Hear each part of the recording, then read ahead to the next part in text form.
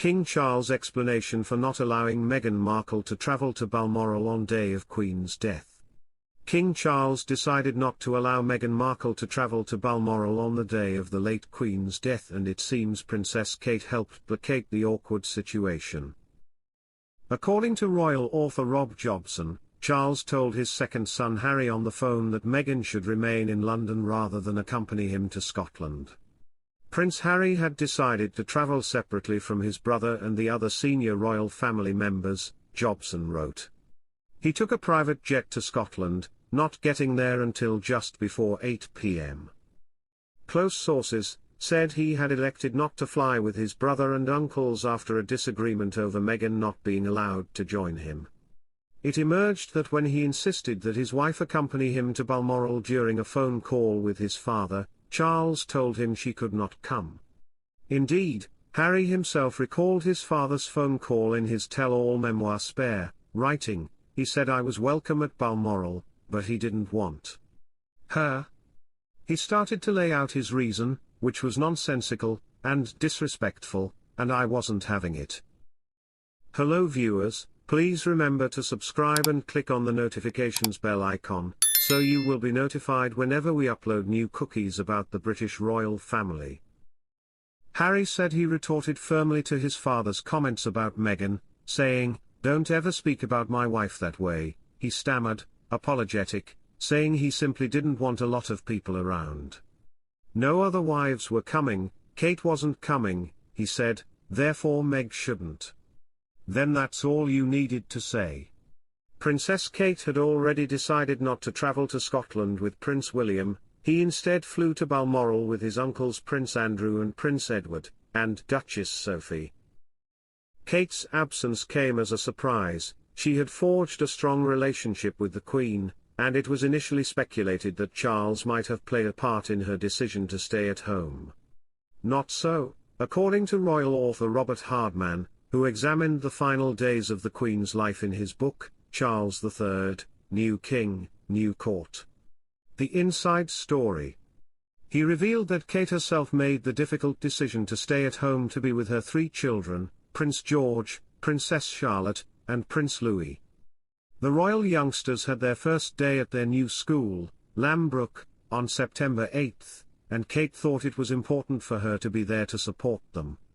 The Queen peacefully passed away at 15:10 on the 8th of September. Of her family members, only Charles, Camilla and Princess Anne were able to see her before she died. Fortuitously, the siblings were both already in Scotland, having carried out events in the country earlier in the week. But only Anne was present when their mother slipped away. Charles had briefly stepped away from her bedside to clear his head and had gone out to gather mushrooms. He received the news that she had died as he was driving back to Balmoral, when his most senior aide took a call. Charles pulled over and was addressed for the first time as Your Majesty, signaling he was now king. Buckingham Palace had announced at 12:50 p.m. that Prince William, Prince Andrew, Prince Edward and Sophie had started to make their way to Scotland. Sadly, they were not in time. They landed at 3:50 p.m., 40 minutes after her death. With William at the wheel, they drove to Balmoral, arriving at 5:06 p.m. Prince Harry, meanwhile, left Luton Airport on board a private jet at about 5:30 p.m. He was still in the air when the announcement of the Queen's death was made at 6:30 p.m. King Charles cuts off Prince Andrew, as he snatches £1 million allowance in bitter feud. King Charles has cut off Prince Andrew's allowance, it has been reported.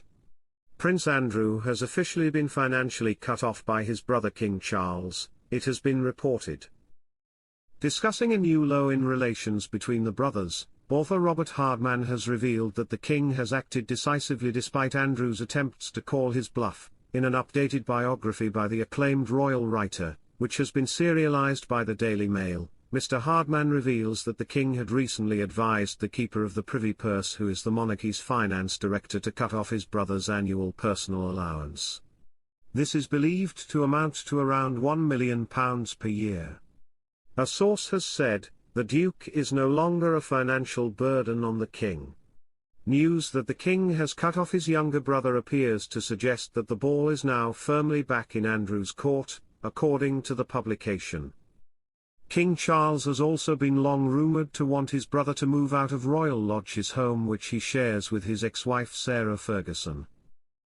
Well-placed sources have also claimed that the late Queen, who has long been accused of being reluctant in taking action when it come to the scandal surrounding her rumoured favourite son, would have forced Andrew out of Royal Lodge if she had lived for another year.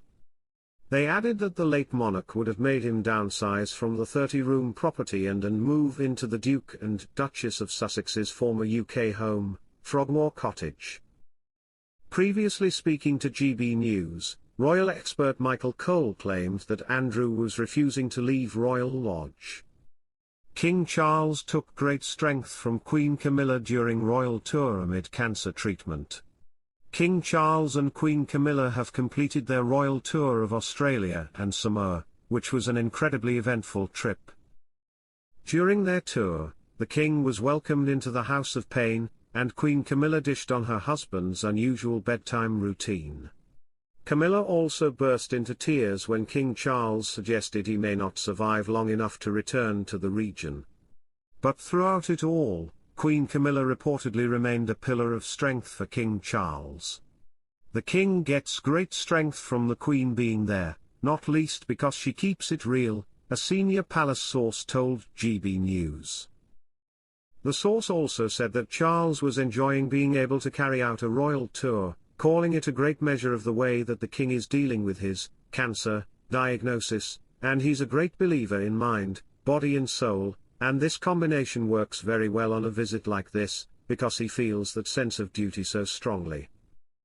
For King Charles, carrying out his duty as the British monarch is of the utmost importance, according to the outlet's royal source. It's hard to overstate the joy that he takes from duty and service and being in public and seeing those crowds engaging with communities across the spectrum, they explained. That really does lift his spirits. You can see that. Over the weekend, the King and Queen attended a traditional Ava ceremony, which was held in the village of Siamu. There, Charles was given the honorary title of Toigo, o Tumua, and he gave a moving speech revealing just how much he'd enjoyed the royal tour. I shall always remain devoted to this part of the world and hope that I survive long enough to come back again and see you, King Charles said, via the Daily Mail. We shall take away with us, I promise you, very special memories of our time here. We thank you for our wonderful gifts. King Charles admits doctors' orders have halted lifelong wish amid cancer treatment. King Charles has told of his lifelong aspiration to visit all 56 countries in the Commonwealth, but joked how royal doctors were holding him back. Thanks for watching. Please don't forget to like this video and drop comments, and most importantly don't forget to subscribe and hit the notification bell so you don't miss anything.